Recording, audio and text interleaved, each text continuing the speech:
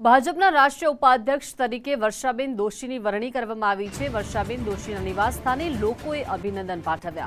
સુરેન્દ્રનગર ભાજપના હોદ્દેદારો આગેવાનોએ અભિનંદન આપ્યા છે। મોઢું મીઠું કરાવી શાલ ઓઢાડી શુભકામનાઓ પાઠવી। ઉપાધ્યક્ષ તરીકે વરણી થતા પરિવારજનોમાં ખુશીનો માહોલ છે।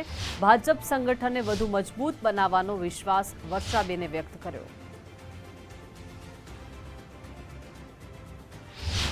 ભારતીય જનતા પાર્ટીમાં વખતો વખત કાંઈ ને કાંઈ જવાબદારી મળી છે અને એમાં આ નવી જવાબદારી એટલે રાષ્ટ્રીય ઉપાધ્યક્ષ તરીકેના નામની મારી ઘોષણા થઈ છે। ખૂબ ખુશી થાય છે અને એટલું ચોક્કસ કહીશ કે આ કામ માટે મારી જે પસંદગી થઈ છે એના માટે હું અમારા શીર્ષસ્થ નેતૃત્વનો હૃદયથી ખૂબ આભાર માનું છું। નાના એવા કાર્યકર્તાથી શરૂ કરેલી સફર ક્રમશઃ નાની મોટી જવાબદારી નિભાવતા આજે રાષ્ટ્રીય ઉપાધ્યક્ષ તરીકેની જવાબદારી મળી છે। કારણ કે ગુજરાતમાં પણ એક મહિલા તરીકે મારું સ્થાન નક્કી થયું છે, એનો પણ મને બહુ આનંદ છે।